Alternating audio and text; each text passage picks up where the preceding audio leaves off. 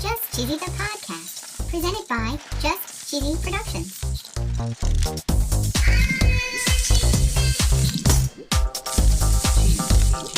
Hi there, I'm your host, Fondue.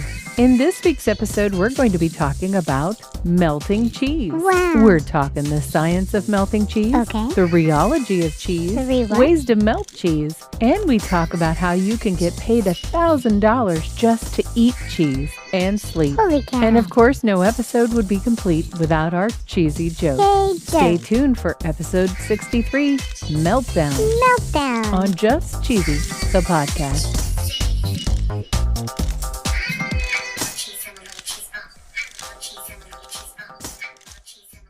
If you remember, last year we tried to make our own cheese. We did make our own cheese. Yeah, we were successful. That's right. It tasted really good. Yeah. It looked decent. Yeah. It held up well. Oh, yeah. I tried to use it on a dish that I made that I thought, well, I could use some cheese. I'll just sprinkle some on top and it'll melt. Yeah. But it didn't. Nope. And then I tried to use some cheddar to make fondue. Cheddar. It should be Yeah, Swiss. I know it's Swiss. Huh. I figured, I know this is going to sound terrible because we've been doing the podcast for well over a year now. Yeah. But I thought, well, cheese is cheese, isn't it? Holy cow, Fondue. I know. My cheddar was globby and greasy and kind of not slimy, but it just wasn't ooey and gooey and it didn't have a good cheese pool. Yeah, duh. And I thought, well, maybe there's some science to melting cheese and maybe different cheeses have different types of melting abilities. You think? So according to cheesescience.org, in an article called Melt and Stretch, they talk about the composition of cheese.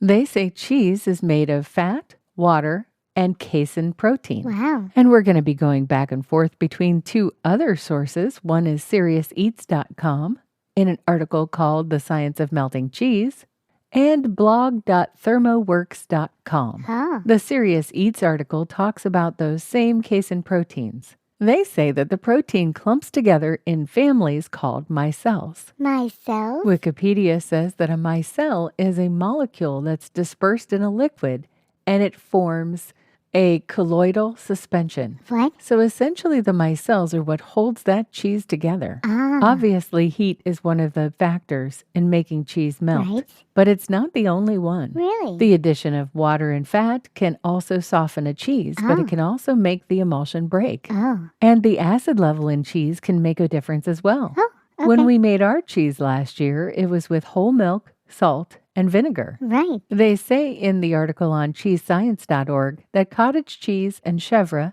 and also the cheese like we made, would not melt very well Oh, yeah. because the acid causes the casein to aggregate together. Ah. Cheeses like Indian paneer, Ah. goat cheese, halloumi, ricotta, and queso blanco are all non-melting cheeses. Oh. When cheese is cold, it remains a solid. Wow. When it's at room temperature, it starts to, and you've probably seen this before, but Okay. it starts to sweat. Oh, yeah. And according to reference.com, cheese begins to melt at 90 degrees Fahrenheit Ooh. or around 32.2 degrees Celsius. Whoa. At this temperature, the milk fat melts and the cheese becomes soft. Oh. But they say here that the rest of the melting process depends on the type of cheese and the moisture content. Oh. Some of the examples of the melting cheeses are cheddar, Ooh. Swiss, Yum. Romano, mozzarella, and Parmesan. Ooh. Now, at about 130 degrees, mozzarella starts to really break down. Yum. But it's about 150 degrees for Swiss and cheddar. Huh. And then harder cheeses like Parmesan and Pecorino Romano don't fully melt until they reach at least 180 degrees. Really? If you expose your cheese to too much heat for too long, the water content will reduce, Aw. the milk proteins will shrink and brown, Oh, no. and the fat will escape and pull together. So this is basically what happened with my cheddar, Oh, and yeah. it basically made a greasy, curdy mess. Yeah. Did you know that there's a way to study the changes your cheese goes through when it's exposed to heat? There is? Rheology. What? Rheology. Rheology. Okay. According to Wikipedia, rheology is a branch of physics that studies the flow of matter. Okay. It's the science that deals with the deformation and flow of materials, both solid and liquid. Whoa. According to rheologylab.com, This is the Center for Industrial Rheology. Ooh. They say they can predict pumping and filling issues. Okay. They can obtain viscosity and rheology profiles. Wow. And they can do things like identify the impact of ingredient choices. Nice. This would be pretty vital if you were a company that, let's say, that makes mozzarella cheese for pizza. Oh, yeah. And you want it to be consistent, Yeah. batch over batch. Right. Let's say you're Donato's Pizza. Okay. Or any pizza chain. Yeah. You don't want to have variability from pizza to pizza. Oh, no. Or from restaurant to restaurant. Oh, yeah, no. You want to have consistency. Yeah. This website talks about the rheology of melted cheese. Okay. Softness, stretch, and ooze is what they're looking at. Ooze. They say rigidity and elasticity can be invaluable for formulation, R&D, and process development. Oh. They give an example of a test. Okay. I'm going to quote directly here. Sure. It says, "Is your cheese thrown into a pizza oven at 150 degrees for 130 seconds, removed to room temperature, then thrown into a 7-degree fridge before being reheated to 100 degrees in a pan?" They essentially follow the temperature and timing of the process Wow. and measure the property changes of the cheese. Whoa. And if you thought that seemed fancy, Yeah. TAinstruments.com uses a rheometer to test the viscoelastic properties of cheese. Wow. They use the rheometer to conduct analysis on the cheese and correlate the data to its physical behaviors. Wow. TA Instruments and the Center for Industrial Rheology are not sponsors. Nope. But if they were, their ad would go right here. Have you ever wanted to listen to the web? Yeah. Well, Newsly makes that possible. They do. They're an all-in-one audio super app for iOS and Android. Super app. You can listen to trending articles on the web on topics that you choose and get them read to you in a natural human voice. What kind of topics? Sports, Cheese? tech, business, science. Cheese? I'm sure there's even cheese. Yay. They even have an entire section for podcasts. Are we there? Of course we are. Ooh. It's one of my new favorite podcast apps. They even have digital radio. Holy cow. Just go to www.newsly.me to download it free. Whoa. Or use the link in the description. If you use the promo code CHEESY, that'll get you 1 month free premium subscription. Yay. Newsly. Now, back to the podcast.